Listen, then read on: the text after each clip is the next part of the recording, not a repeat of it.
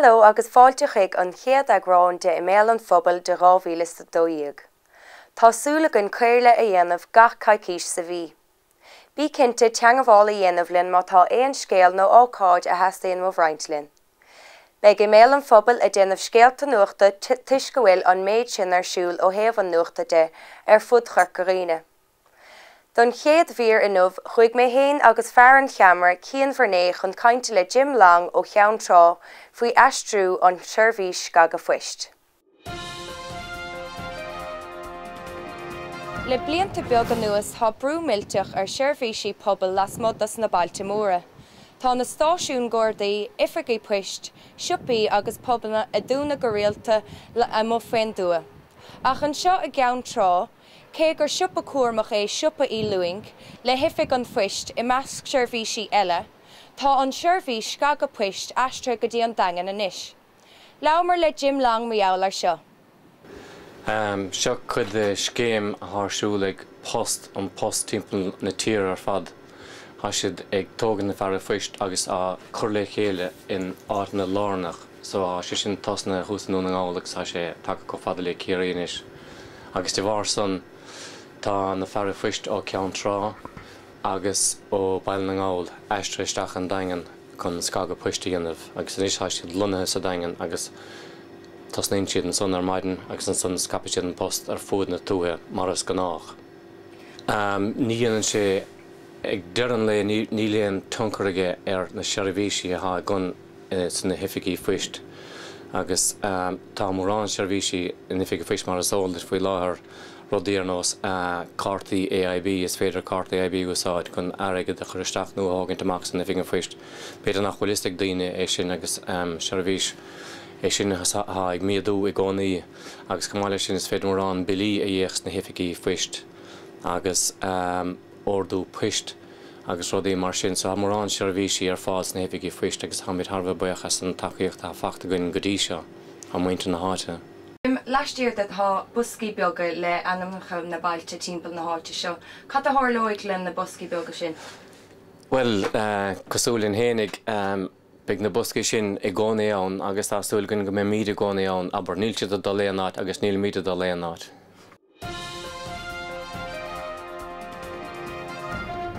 Is féidir leis an tábhar faoi pleanáil a bheith chun spóideach go bhórmhór nuair bhíonn daoine ón leithneas ag éirí pleanáil a háilt dó féin nó a leanaí.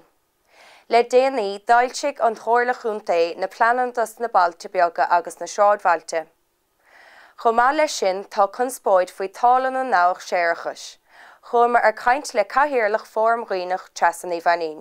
Peasa nach tílan duine tú. Tú sáte go chéin sais factus na léinn. So agus term seo ha capín difriúlairt mar dheall gur tosa an cathaoirlach ar an agriocht pleanála fórm roinach. Fé farráling go ddíireach Catá ann, car as a dánig sé, cáil sé rééis aber. Well, is dócha bunaíoch fórm roinach is timpeall beidir 2030 timpeall na Hamason.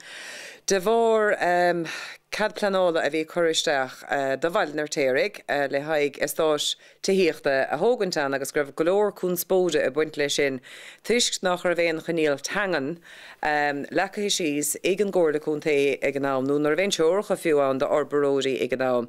Agus ag mar a fad gnáam san bhí go leor airigid sa tír agus bhí go leor forbert arsúil a fud na tíre ar fad a chuige mar greibhtáachtar le buint lena counter gailteach agus go raibh an rudéint ginmh chun na gailge a chosint is na counter seo.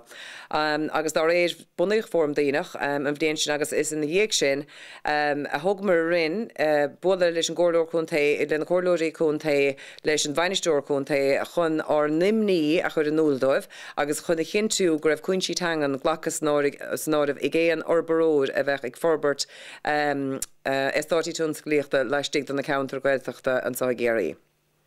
Agus ag bhí rud ag ná méall ar start tíhíte móra le tíhíir nach raibh? Bhí golóir ceiste is tócha a gin héine agus ag an bobbal i gcuitin faoi istátíí nó beidir forbertí beaga de hihí sire a bheith á dógant na countergail tuchtun sa hir ach gan chom na féine a bheith á thuirt de bhaintear na háte de bhar an líon áard tuthe a bhí á dógant bhí muintear na háte fácar taobh na lefingine ar fad agus iadáilt thar a bheith dacaid cad planáidáilt ar gur talún hénig cé go bhéach go raibh chud is mócha san é bertú chuirsíos chur fóthas na counter seo bhí ráilt thar a bheith dechar de bhar an líon taíochta a bhí á dógant gan nám. Agus chugur ní raibh form gaoinech gníomhach le tamil beagán nuas. Well, is tócha anna híimplí ar fad nuair a thógamuid an cás a rinhéin an sa i gcócaíine tuigecht an ggóla chunta anna hapaig tréis dún ar gcuinethe bheith an lótha agus mar sin tuigeachtóibh anna hapaig raibh drama feid amach don léon ceadúnas a bhí á dúirtamachcha agus á gadúcha agus mar sin agus go raibh níos mó dhéanamh. Is dólam tríd agus tríd gur beidir cearnú cuaig de istátaí agsúla go gur mar aonachtaíisteachas go nóirdí mar ceist na fótha agus gine mar ceanmháin Echola faoi bhráid an bhór planála chuma agus is ina dhéag sin a tháinig meth an nachtaíocht a tháinig an lagtracht doíocht agus meid nachtaíocht go generalta agus dá bhór san ní raibh líon na bhorbertí chóthard agus a bhídíis agus dá réir dimig 6 fóm roiinech ar le taobh ní an sansrá nach bhfuil míad fósán tá míad cinnte fósán. Hibernation fi. Mí dúisecht. Buid sin na seachsan cántí agus na cáchas stelt mar eile a hascéil eile atá mar cnáspáne i meascan fphobal faoi láthair sé sin táilíonn na náhach séirechas má sin na ghearrta. Cén deach bhecha go form gaoinach má deile an gceisio. Well, is dócha tuige mí fad tá go leor lé a dhéanamh ar a gceistáidthe seo ar an mán náisiúnta agus go chéan cheartcha daine a bheith dhéanamh lé ar an gceis seo.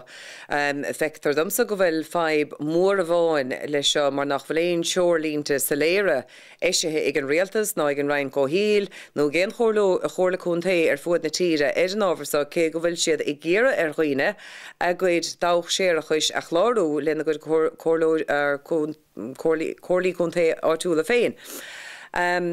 Ní dócha gur chóir do riine dá riide bheith ag tuairt an rit ná de ba chóir go gur faoi teirlínta ar fáil agus ba cheart go mbeadh is i gatainine cad go díireach atá siad a chlárú nuair atá siad i dtéanamh an chláirithe sin. Mar sin bhfuil chuoine sais an táil seo dhéal nó cad é cén bhfuil daoine eile bhfuil factus eile ar siú le Tá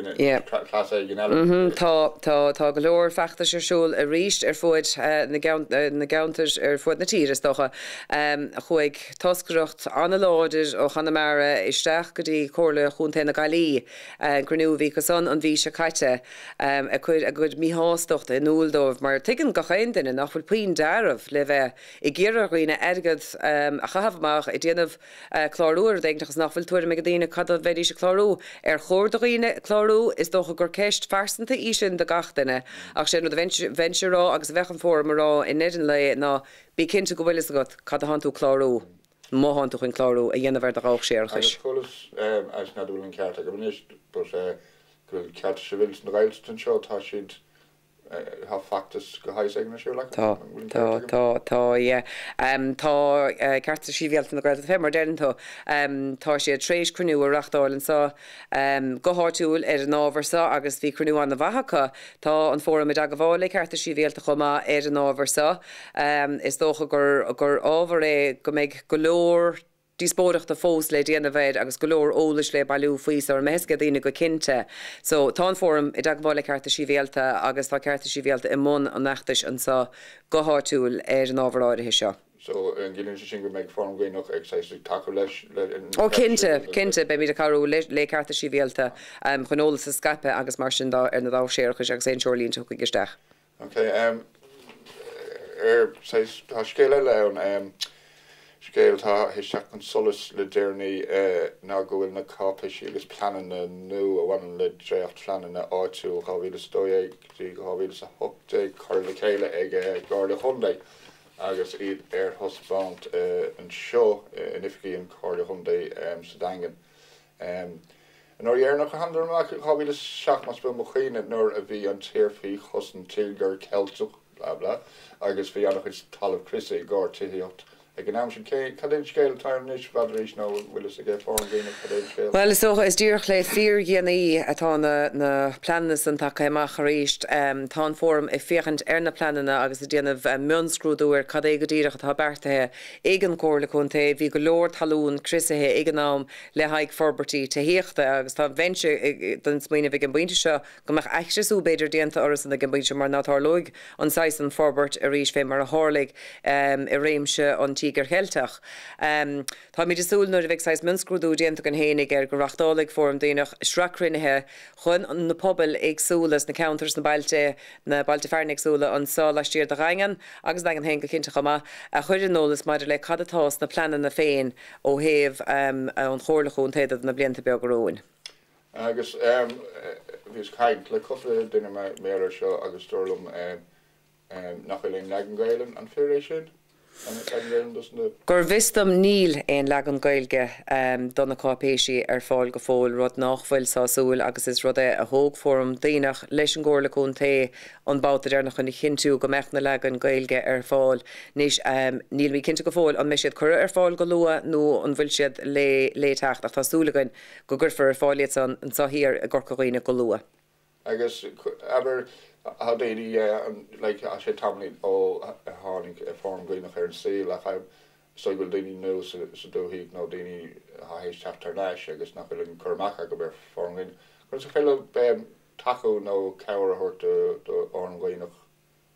Well, is ócha fémar luasan san beagstraach crinithe poblí á agarúgain agus bheith se an háchtach tá aon den is go bhfuil siad chur fónsa I go hafa síl fad nó bhfuil siad íoch boca isteach san áid go gur díis ólas á a héin is dócha mar lena planana atá ag an gcóirlaún ta ó héamh forbaracha ó héamh forbert an counter da ó héamh ceist crisú da agus gacha le ceist dócha chomáile sin mar hamplan dách séarchas go níon faoi freistal na crinithe poblí a bheith an fórum I gagrú go lua tásúlagain.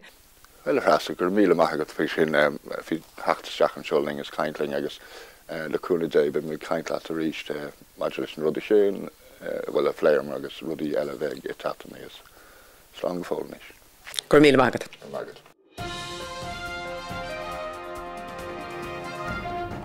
Anis, tríomhlíon is féhin chuirg tús le deir seach na pelle pódio sé. Chúmar haar náis chuig a chun fisrú faoi félan na bliana seo.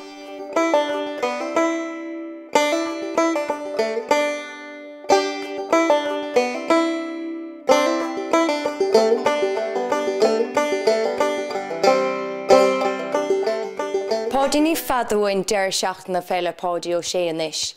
An bhéad fá dús cúla na éile bhí nuúin.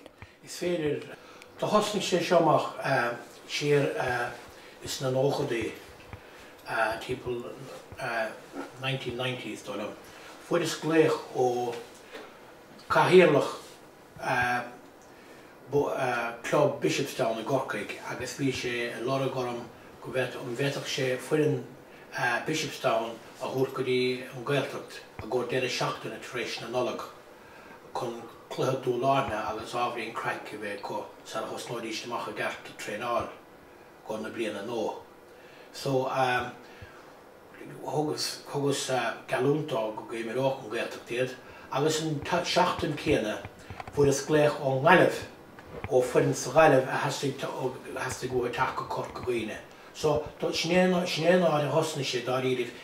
Hánig an nidir san chuna sa go luir go me an nocail bhí nidir san daoine agus clubna im léana a géirí dolisteach sa chomórtas. Ná chamar im léana agus sé seo an chomórtas is smógarí seo an blian is smógarí seo againn an bhé tíú blian ná tá 8 fuin sínsir farmh, 8 fuin sínsir ban, cere fuin sóisir farmh, cere fuin sóisir ban. So tá fi sé fór éan ag tógan páirt sa chomórta sa bliana. Tá sé is docha an bliana chomá tá mí de chomóra blian speisialta mána tá mí déanamh anim nu corn sinse na faribh. Tá mí de gléach ar an nóir Dermot Earley, Chief of Staff agus ar an aram agus bhí sé mar cheannas na éimiróirí pelle is fearr is tócha a éimir pell sa tír seo im líonse agus riimiis. Anna bha. Agus páidí lasmod an fel agus an affran an bhfuil éon rud eile barta go dúin ó héobh an ceol nó. Well, ó héobh na halína de tá spáintas pictúrí be sé sin ar siúl san tháina Downick le John Cleary, photographer ó Raleigh tá sé sa bhná sin le 15 bliain agus ní bháin pictúrí pelle a bheith ar spáintas aige ach an obair agus an obair gáscór agus déimlíana a chuir sé ann be sé sin le spáint agus déananig an éarthaoiseach Brian Cowan oscail de figiúil ar go chuigechlog ar an spáintas son. So be sé sin ann agus chomá lei sin ar an big mór an creiceann, big mór an ceol ann tá buin ceol ó cocaigh tá chum le 5 bliain. An taine mar gléin sin ar an féinnig ná bag bedanki. Agus chuir sa chéiste míála mar a hirtaigh bhuair bháin dúirt sé an capasa dúirt sé páirí go deireadh seachtain cultúra ann. Ní flágur as glósa tasla tá mún cultúra dúirt sé. Bíon lá mór go é seola na féile i gcónaí. Cad é an scéalaise im líana? Well, bíon íthá síalta gcónaí an tá bíon daoine ann ó go chéan 6 gnóla. Na politicóirí, na clas na sport, clas na halína agus aistóirí. So tá an tíise cá dhéanamh, duine an tíise chun láin seáil a gcónaí agus an líana tá tíise cin de cinine a dhéanamh. Tá anna spéise an tíise cin de cinine sa fel, mar dimir nóir demnach a bhfuil maio créimh na héan bhí ahar san éan sin Henry Kinney. So anna spéise sa fel. Now, tá speisialta a gin, gá speisialta a gin, go bhfuil súlgum go mé sé dá, agus tá gealúnt fachta gom ó duine go mé sé an péiscéile agus sin é banna.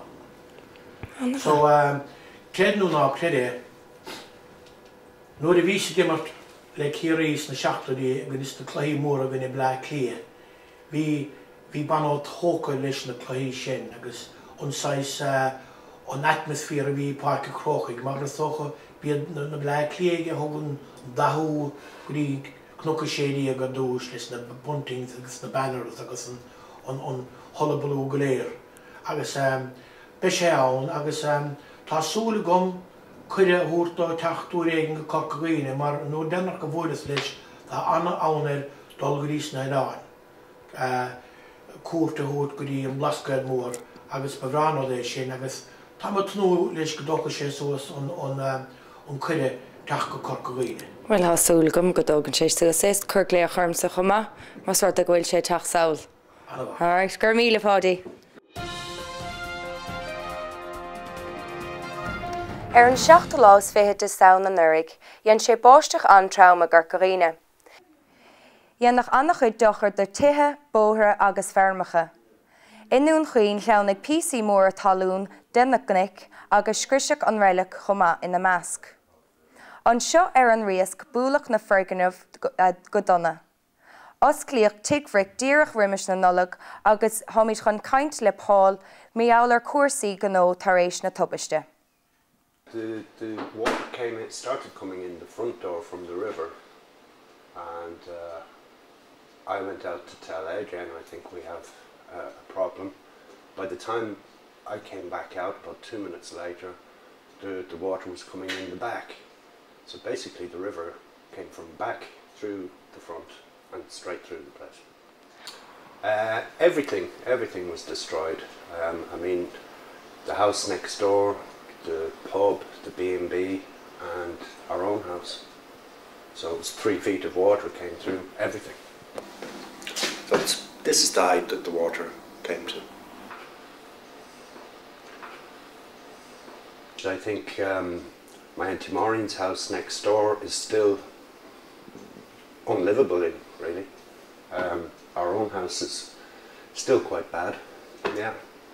We only managed to open again just before Christmas, and we had carpenters, electricians and labourers. Yeah, a lot of work. And as you said, you opened just before Christmas, but the shop hasn't been opened. Why is that? We decided that to restock the shop and get all that going again was just going to be too difficult. So we're just using it as an off licence now. Well, sin deire an chéad agrán de I mélam phobal. Beg an seo out the gap a dhéanamh tafada mí na hailne faoi sláinte meabhrach a gcarcaíne I créile an 10 lá de feabhra. Ba bhaileann an deis a thógant ar Góibhrón a roinnt le clown agus cóirde John McCarthy ó Mad Pride Ireland a fuórbás le déanaí. Bhí John chun bheith an banéal den seo out the gap ach tuisc tinnis ní raibh sé ann, ba nach déile na anam. Tásúla gin gur bhain sibh tainmh as an seo agus beimid tharnais le seo lán de nuacht ón leithnis go háirithe fisrúisteach an conspóid faoi stáitithe áirithe nach bhfuil orthu an tálaáin faoine de €100 a íoc.